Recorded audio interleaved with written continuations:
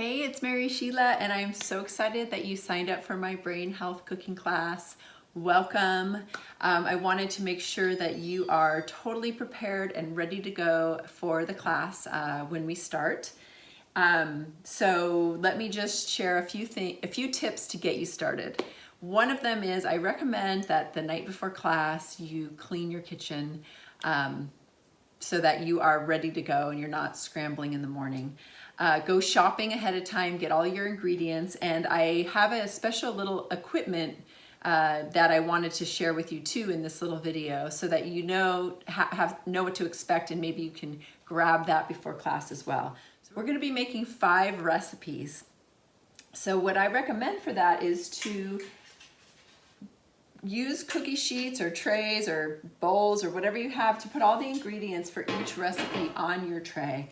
That way, when we start one recipe, you could bring out your tray, and when we're done, you can remove that one and bring another one in. It will just help to keep you organized. So you'll have a clean kitchen, you'll have your trays organized, and then we'll move through each recipe. The first session is where we'll be cooking. This is where we'll all be cooking together. You'll want to have your computer in a space that you can actually see me. We'll be on Zoom. You want to just be able to play with Zoom a little bit first and make sure you find where it says speaker view. So that way you'll see a big view of me. If you see gallery view, you'll see everybody's little face cooking away, which is really fun to watch. But if you're following along and you want to learn some techniques, you're going to want to have it on speaker view, have your computer in a good space. I do recommend being on a computer versus a phone or a tablet, just because you're not going to be able to see as much. But if that's all you've got, you're good. You'll be able to handle it. But if you have a choice, I would recommend the computer, put it in a nice safe spot so it's not going to get splattered, but you're going to be able to see what's happening. The first thing we're going to do is make some homemade ghee. Make sure you get some good organic unsalted grass-fed butter if you can. So if you can't find all of those pieces, you definitely want it to be unsalted and you definitely want it to be organic.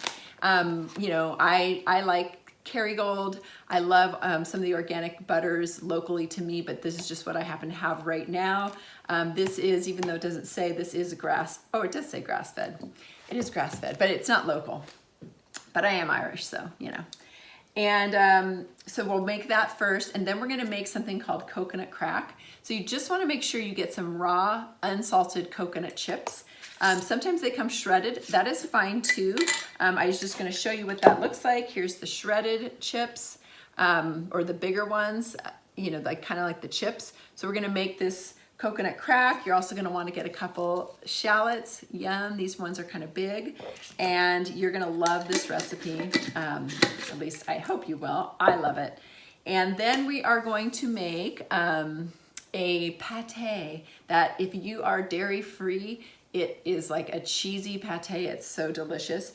And we're going to be using sunflower seeds and artichoke hearts. And this one I do use a Cuisinart. So it's nice to have something like this. You might have a smaller one. You might have, maybe a Magic Bullet or a blender. Those will work, but you might have to add more liquid. However, if you can even borrow one, if you don't have one, we'll be using this for a couple recipes. And if you don't have one, you can chop.